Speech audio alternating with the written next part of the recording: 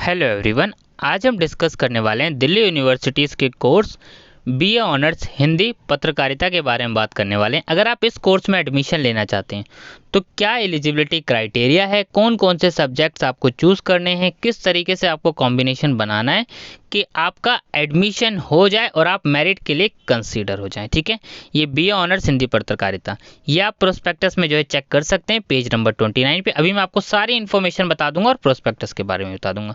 चलिए eligibility criteria बात करते हैं। ध्यान रखना है सब्जेक्ट्स आपको कॉम्बिनेशन कैसे बनाने हैं, जैसे मैं आपको बताऊं उसी तरीके से आपको चूज़ करना है। अब दो कॉम्बिनेशन है यहाँ पे, आप इसमें से जिस कॉम्बिनेशन को आप फिट करना सोचना चाहें कि आप वो कॉम्बिनेशन कर सकते हैं तो आप वही चूज़ कीजिए।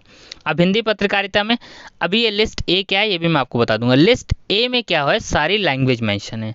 लिस्ट ए में क्या है, सारी लैंग्वेज मेंशन है, जैसे Hindi, English, Tamil, French, Persian. जैसे CUET के सिलेबस में सेक्शन 1A 1B था, उसको दिल्ली यूनिवर्सिटीज़ ने लिस्ट ए कंसिडर कर दिया।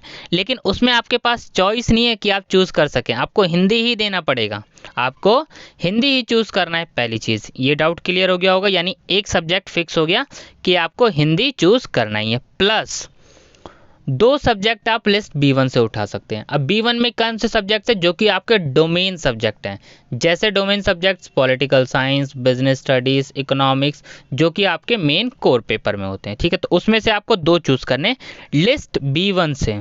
B1 और B2 में कौन कौन से सब्जेक्ट मेंशन है अभी मैं आपको लिस्ट दिखाऊंगा, तो वहाँ पे आपको वापस और एक सब्जेक्ट आपको और चूज़ करना है। लिस्ट B1 से चूज़ करना चाहे चूज़ कर सकते हैं, या फिर B2 से चूज़ करना चाहे चूज़ कर सकते हैं। लेकिन चूज़ करने का यहाँ मतलब क्या है अभी मैं आपको ऊपर बताऊंगा। ठीक है, तो B1 B2 क्लियर हो गया। यहाँ पे आपको दो सब्जेक्ट B1 से लेने और एक सब्जेक्ट आपको या तो B1 से लीजिए या फिर B2 से लीजिए, यानी टोटल आपके पास आपको बता देगा 4 सब्जेक्ट आपको चूज करने हैं। पहला ऑप्शन तो आपके पास ये है।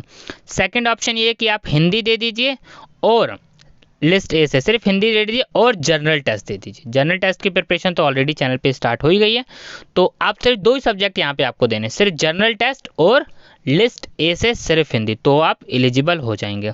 ये कॉलेजेस हैं जो कि ऑफर करते हैं बीए ऑनर्स हिंदी पत्रकारिता। चलिए अब मैं आपको लिस्ट B1 B2 और ये लिस्ट ए क्या है ये मैं आपको इसमें दिखाया। तो देखिए इसमें आपको प्रोस्पेक्टस में सारा सब कुछ प्रोस्पेक्टस में मेंशन है। ये रहा लिस्ट ए, यहाँ पे सारी लैंग्वेज है। इसमें से आपको कौन सी चूज़ करना है, सिर्फ हिंदी, यानी ऑप्शन नहीं है आपके पास, क्योंकि आप बीए ऑनर्स हिंदी पत्रकारिता करना चाह रहे हैं तो आपको हिंदी का तो टेस्ट देना ही पड़ेगा।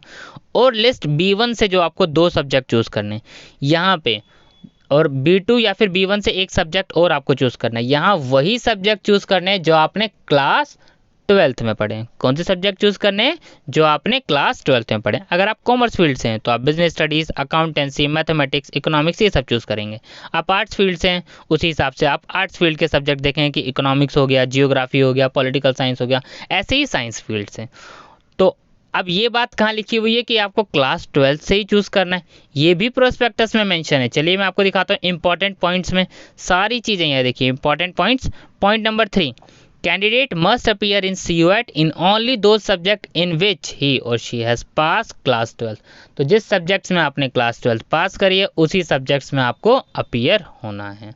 आपका सारा डाउट क्लियर हो गया होगा और इसी तरीके से आपको पूरा प्रोसेस फॉलो करना है। अगर आप ये प्रोसेस फॉलो करेंगे तभी आप जो है दिल्ली यूनिवर्सिटीज़ में मेरिट के लिए कंसीडर किए जाएंगे, और अगर आप क्राइटेरिया फुलफिल नहीं करेंगे तो आप मेरिट के लिए कंसीडर नहीं करेंगे। इस प्रोस्पेक्टस को जो है आप जो है दिल्ली यूनिवर्सिटीज़ की साइट से डाउनलोड कर सकते हैं, लिंक डिस्क्रिप्शन बॉक्स में मिला, और टेलीग्राम इसका PDF अपलोड है तो आप वहाँ से भी डाउनलोड कर सकते हैं। ठीक है, थैंक यू।